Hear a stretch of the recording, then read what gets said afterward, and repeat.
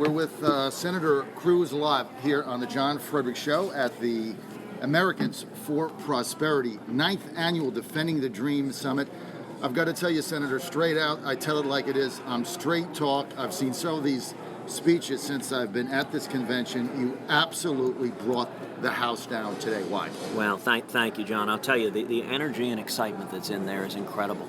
And I think people are fed up. They're fed up with Washington. They're fed up with politicians who say one thing and do another.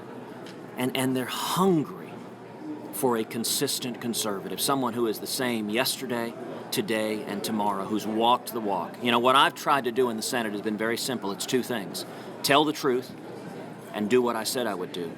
And I have to tell you, I am so uplifted by the reaction there, seeing over 3,000 grassroots activists from all over the country ready to take this country back. That gives me, I am so encouraged, and I'll tell you what we saw in that room, we are seeing in every state in the union across this country. All across America, people are waking up, and it is what lifts me up every day. I believe history is repeating itself, that we are reliving the late 1970s. The parallels between the Obama administration and Carter administration are uncanny. And I believe that 2016 is going to be an election just like 1980, that we will win by following the Reagan admonition of painting not in pale pastels but bold colors. The Reagan Revolution was driven by millions of grassroots activists across this country, and I see the same thing happening right now today in Virginia and all across this country. Senator, you have to be inspired, again, as you said, by the level of enthusiasm. 3,500 grassroots activists, many of them staying today, delaying their planes in order to hear you speak. You have to think that you're on the cusp of a movement. Well, it is a movement, and we're seeing this consistently. Last night, we had a religious liberty rally in Iowa. We had 2,500 people come out. The biggest rally in Iowa, biggest political rally of the entire year, 2,500 people for religious liberty. It was incredible. It was uplifting. Men and women were willing to fight for our Bill of Rights. You know, following the debate a couple of weeks ago, we've seen incredible momentum. Two things happened. Number one, in the first 100 hours after the debate, we raised $1.1 million as people all over the country went to tedcruz.org, tedcruz.org. They contributed online. They signed up to volunteer. It was explosive. But secondly, we did a bus tour. We went through the South, went through 7 states in 7 days. We went from South Carolina to Georgia to Alabama to Tennessee to Mississippi, back to Tennessee to Arkansas to Oklahoma. Had over 19,000 people come out to the bus tour. People are hungry for change. They recognize what we're doing. It isn't working. And we got to get back to the free market principles and constitutional liberties that made this country great. And the majority of the donors that you're getting fueling the campaign, the 1.1 million you mentioned, these are just average people sending in $50, $70, $69.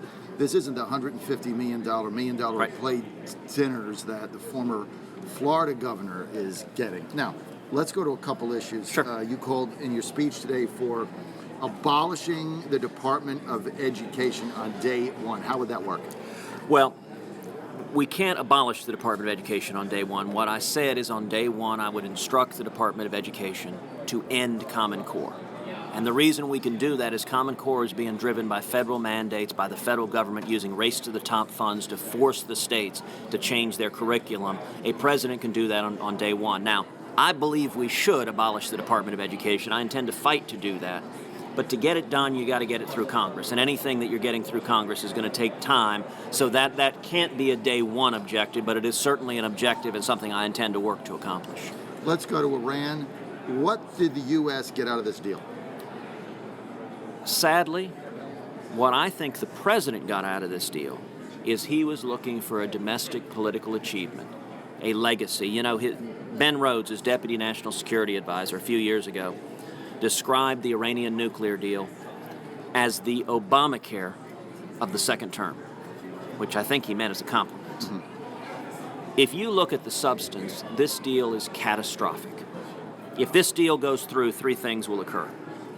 Number one, the United States, the Obama administration, will become the world's leading financier of radical Islamic terrorism. Over $100 billion in our control will flow directly to Hamas, to Hezbollah, to the Houthis, to radical Islamic terrorists across the world, those jihadists will use those billions to murder Americans, to murder Israelis, to murder Europeans. The second thing that will happen, this deal abandons 4 American hostages in Iranian prison, including Pastor Saeed Abedini, an American citizen sentenced to 8 years in prison for preaching the gospel. President Obama has abandoned Pastor Saeed and 4 hostages there. But the third and most problematic consequence is if this deal goes through, it will only accelerate Iran's acquiring nuclear weapons. In the middle of negotiating this deal, a senior Iranian general tweeted, "The annihilation of Israel is non-negotiable." Apparently, the Obama administration didn't have a problem with that. And it's worth underscoring, there is a reason Iran calls Israel the little Satan and America the great Satan. Literally, in the middle of negotiating this deal, the Ayatollah Khamenei led the huddled masses in chanting death to America while they burned American flags and Israeli flags. There are 2 periods of time to effect this. In the next 30 days, Congress is going to be voting on this. I would encourage every resident of the Commonwealth of Virginia, pick up the phone and call your members of Congress. Call your senators. You've got 2 U.S. senators who are Democrats. Call your senators and tell them, now is the time to choose. Do you value the national security of the United States of America? Do you value standing with Israel? Do you value protecting the lives of millions of Americans more than simple partisan loyalty to the Obama White House?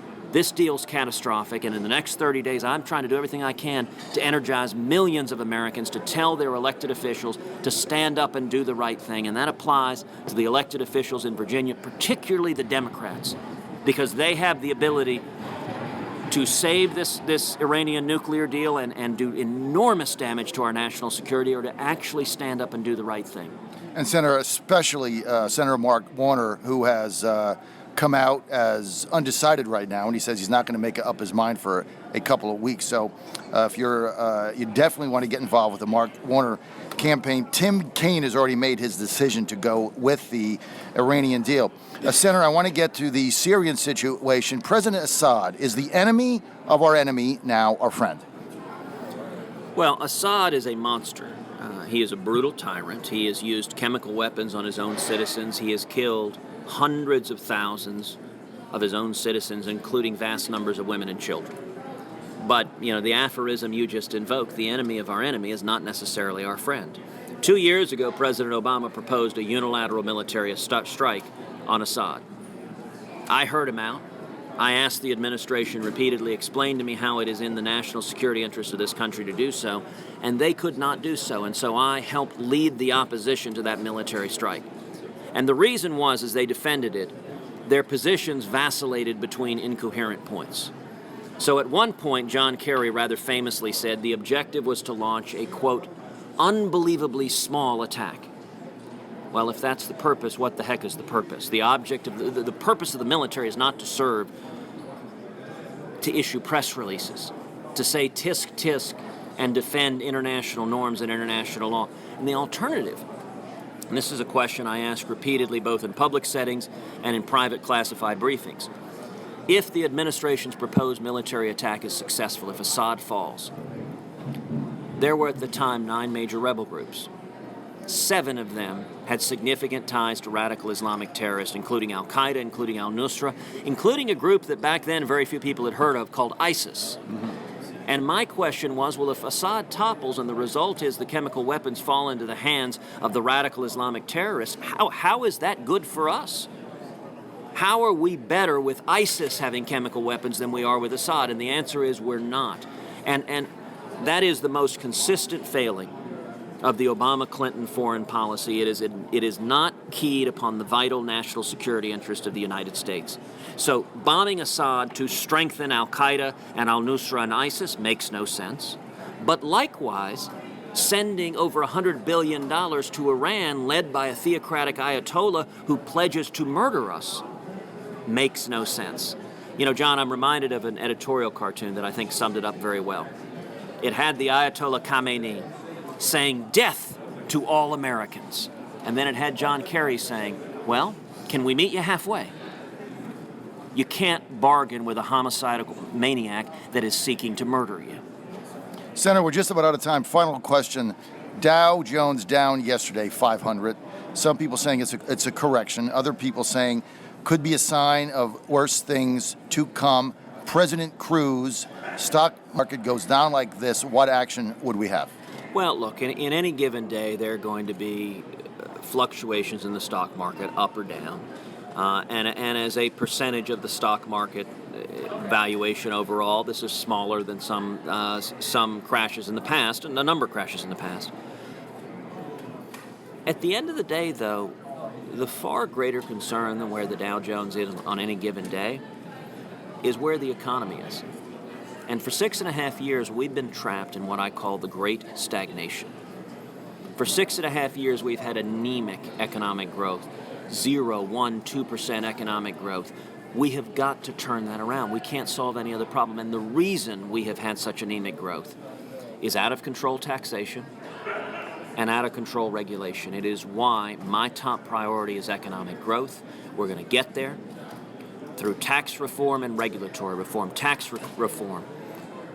If I'm elected president, I intend to fight for fundamental tax reform to adopt a simple flat tax so every American can fill out his or her taxes on a postcard and we can abolish the IRS.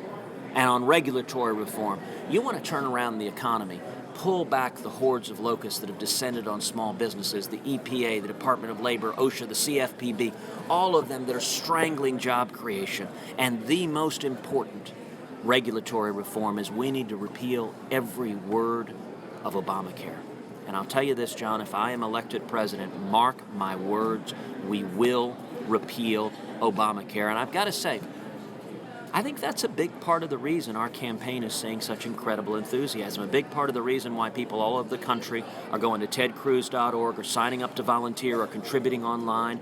Because in this race, there are a lot of folks who are campaign conservatives. They talk a good game on the trail, but they haven't walked the walk. You know, at the debate in Cleveland, every candidate on that stage says he opposes amnesty. And yet a majority of the candidates standing on that stage had previously, for many years, advocated for amnesty. I am the only candidate on that debate stage that has consistently always opposed amnesty. And indeed, when Chuck Schumer and Harry Reid and the Democrats, joining with a bunch of establishment Republicans, tried to push through a massive amnesty plan, I led the fight to stop amnesty in the United States Congress. I stood shoulder to shoulder with Jeff Sessions in the Senate, and Steve King in the House, and we defeated amnesty in the Congress. And it's notable, if you look at that Cleveland debate stage, none of the other gentlemen standing on that stage were anywhere to be found in that fight when the fight was being fought. And that's true on issue after issue after issue, whether it is amnesty, whether it's Obamacare, whether it's the national debt, whether it's religious liberty. People are tired of campaign conservatives. They want a consistent conservative who will do what he says it will do. We're out of time. I want to thank Senator Ted Cruz for being with us. Senator, I believe you. You just say that straight out. Thank you so much. Thanks for being with us. We look forward to having you back when you're in Virginia. Excellent. Thank you, sir.